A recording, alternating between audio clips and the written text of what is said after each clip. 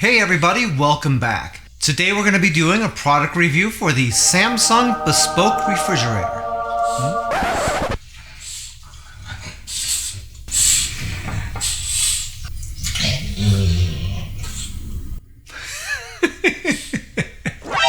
Is it a decent refrigerator or is the Bespoke just a joke? Well, that's what we're here to find out. So you ready?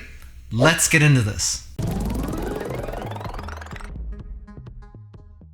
Just a quick note, my reviews are based upon the things that I think are important. That might be a little bit different for you though, so what I recommend doing is after watching this video, you pull up some other videos from different content creators.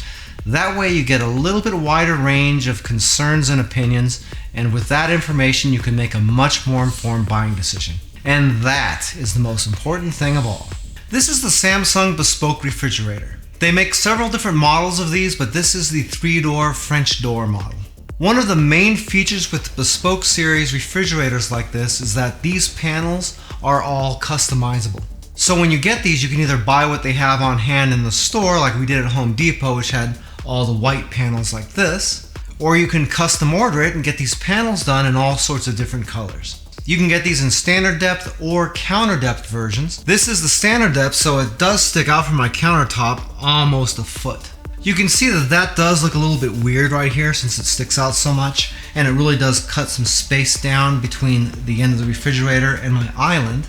But the counter depth versions do cost more and they have less capacity also. And this is what they had at the store, and it was sort of an impulse buy, so, you know. If you're looking at Samsung refrigerators and you can't determine whether it's a counter depth or standard depth, just look at the model number. If there's a 30 right near the beginning of the model number, then you know it's standard depth, and if there's a 24, then you know it's counter depth. Another thing to consider is that the Bespoke refrigerators have a glass surface on the front. That means if you're putting anything magnetic on it, it's going to have to go on the side. And this surface can be broken if you bang things into it, so gotta be a little bit careful there, especially if you got kids. A good thing about this surface compared to something like stainless steel is that you don't really see fingerprints and stuff on here very much. It does get dirty if you're looking at it like at a funky angle. You can see fingerprints and smudges and things like that, but they do clean up a lot easier than stainless does, and you can't really see them on there that well either, so that's always good. At least that's true with the white color that we have this in. You can see on the fridge there's no handles right here. Another thing you're going to notice about these is that there's no water and ice dispenser on the outside of the refrigerator. But that's where one of the features that I really love about this refrigerator comes in, which we're going to take a look at in just a second. Like I was saying before about there not being handles on the outside, it also means that these doors can open a little bit wider, especially if you have a stupidly designed kitchen like we do and you got a wall right here next to your fridge. Anyone watching this that has that set up knows that when you try to open your refrigerator and you got a wall right here, you can't open the doors all the way. If they've got the handles on here, it's even less and you can only open at 75 degrees or something. You have handles up here that you can open from either side. You got handles up underneath that do the same thing on both sides. And you also got a lever down here that opens up the freezer. All right, let's open this up and check this out. This refrigerator has a capacity of 30.1 cubic feet, and you can see that it really does hold a lot. The shelves here in the door are adjustable, and you even have a little baby one hanging out down here that I really haven't figured out what to put in. These don't slide up and down, they just have different notches here where you can pull the shelf out and rearrange it. So even though you do have a little bit of customizability here, you're not really going to move these shelves a lot. Maybe you might move this one down one, but if I do that, then these milk cartons aren't going to fit here anymore. So this is kind of the configuration it needs to be in. You can't really take the small one and move it down here to the middle and switch them because this won't fit up into the upper section.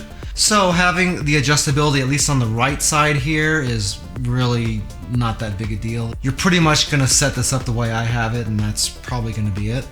The shelves back here have a glass surface, so that's pretty neat. I was expecting plastic, so that was kind of nice. But even though the shelves are glass, the bins down here are plastic. As far as adjustability goes on the shelves, we're kind of talking about the same thing we just talked about on the right door.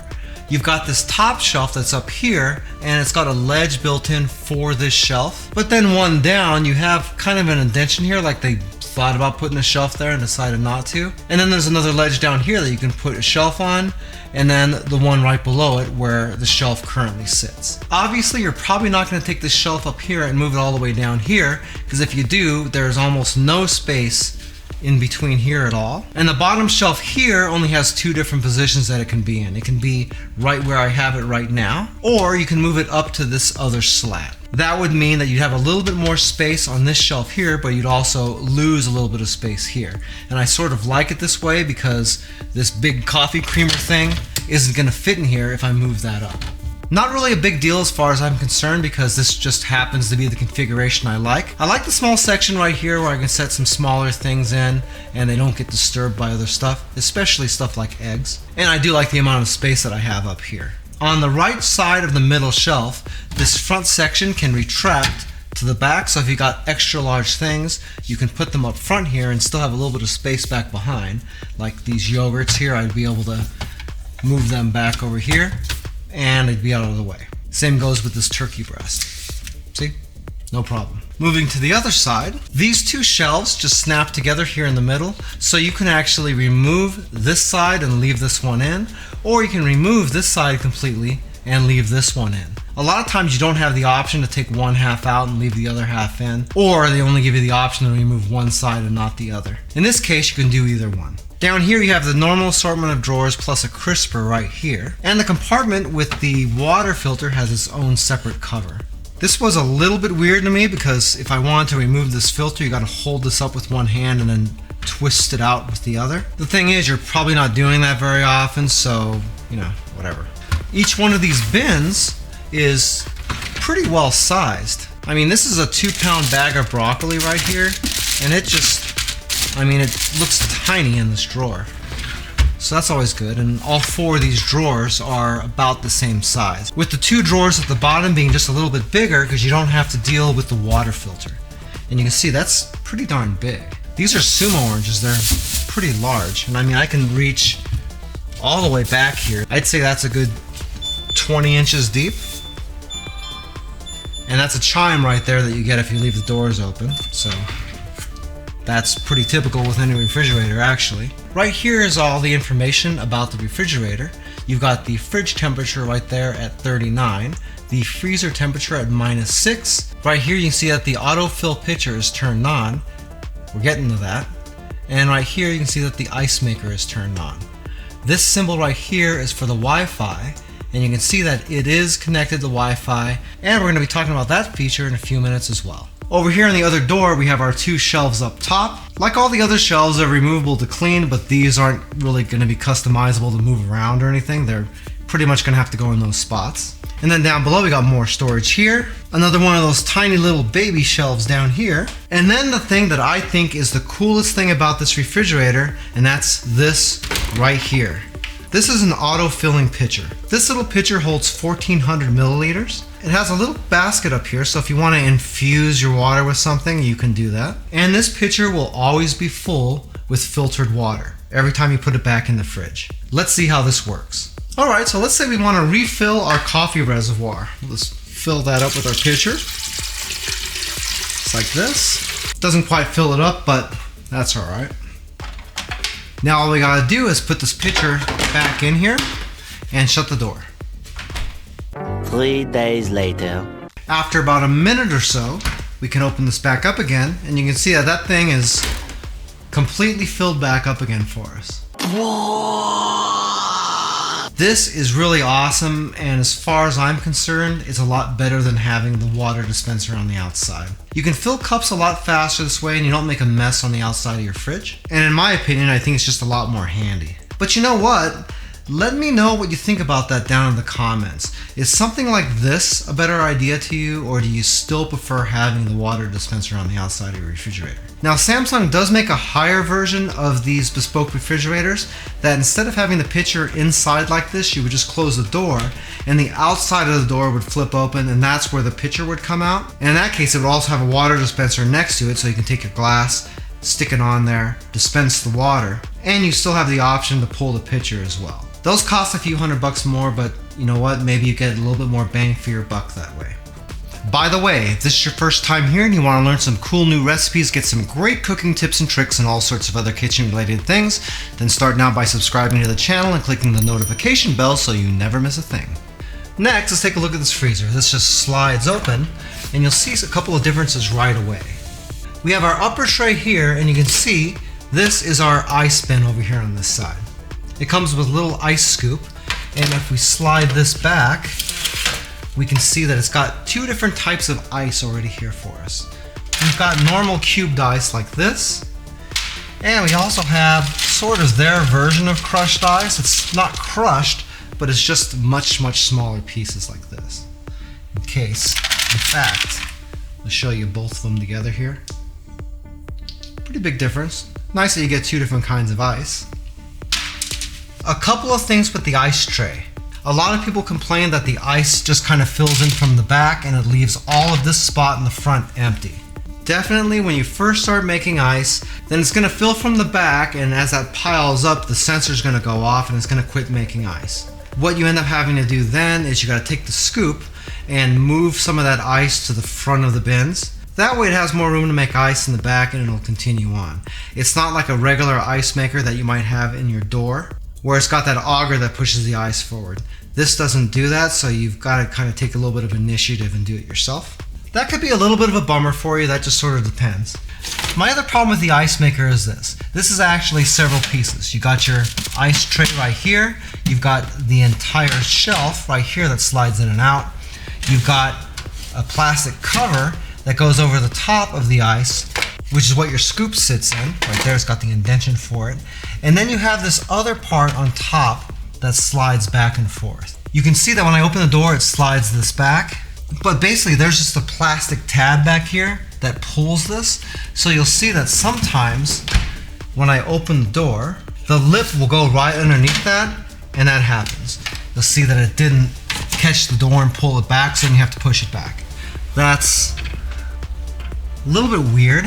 And what I kind of figured out is that this plastic piece on my fridge is a little bit warped. And since it's warped, it's sloping down in the middle. And this hook right here isn't catching on that properly, so it's not pushing it back. There's two ways to fix that. You can either just attach something to the nub back here, or in my case, I'm going to give Samsung a call and see about getting this piece right here replaced. Not really that big of a deal, but it is a little bit of a quality control issue. And you know what, I'd be lying if I told you that it didn't annoy me, because it kind of does. See right here, it's not catching at all right now. Nice, huh? See, I'm just taking this and setting it right on there. And since it sticks down further now, you can see, works like a charm. Is that a permanent fix? Hell no, it's not. But it will get me by for now, and I'm sure they're gonna take care of it, so I'm not really that worried about it. The upper shelf on the other side here is pretty deep. I mean, these are a Ninja Creamy Deluxe pints, and you can see, if you've got a Ninja Creamy Deluxe, you'd be able to tell that. But that's 4 of these containers stacked up behind each other, and each one of these holds 3 cups. So, pretty big. In addition to that, this entire top shelf slides back. And you can see one of the things I really like about this fridge also is the fact that this lower door opens really wide. In fact, even the shelf will come back really far there too. The last fridge I had, that was only opening about that far, so it made it kind of hard to get things in and out. But you can see down here that is really a ton of space. I mean, I got enough space in here to probably throw a turkey down there too if I wanted to. Having your ice maker down in the freezer where it belongs instead of the refrigerated area gets rid of a whole lot of problems. Samsung, LG, and really all of the American manufacturers as well have had all sorts of issues with ice makers in the refrigerator, and it's really been a problem with these French door refrigerators that have the ice maker in the door. That's because the ice maker is up in the corner of a warmer section of the machine, and it has to work really hard to keep that frozen. Couple that with the fact that it's got a tray in there holding the ice that's removable, you're going to have all kinds of warm air getting into that all the time, and that always causes little water leaks. Your ice maker seizes up or just doesn't make ice sometimes whenever it just can't get it cool enough. And even though they've gotten a little bit better over the years, I still see people having lots of problems with those. I used to think that that was just a Samsung thing, but it turns out it was really everybody. Having that thing down where it belongs is probably going to get rid of probably something like 90% of those problems. Next, let's talk about that Wi-Fi connection.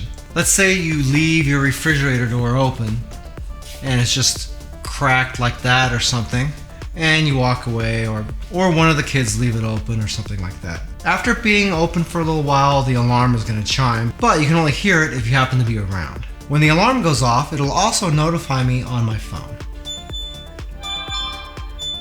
Just like that. That's pretty useful all in itself, but with the Smarter Things app, there's also a few other things you can do. Once you got your refrigerator in there, you can pull up the app, go into your fridge, and you can see and set the temperatures for both the fridge and the freezer, and you can turn on power cooling or power freezing. Also, you have the ability to turn the ice maker on and off, and you can add in a food list. To me, the food list is gimmicky. I mean, there's a food section down at the bottom of the app, and it'll actually help you come up with recipes based upon what you have in your fridge. But the only way to train that is to always go into your app and tell it what you got in your fridge, and also tell it whenever you use things up. So it's not quite as useful as it seems like it would be. Also down here at the bottom, I have another section called Home Care. If I go in there, it'll tell me if my refrigerator is working properly, if I need to check anything, and if it's got any kind of malfunctions going on or anything. Also, if I go into the fridge from here, you can see status of your water filter, how many times the door has been open in the refrigerator over the last day or so.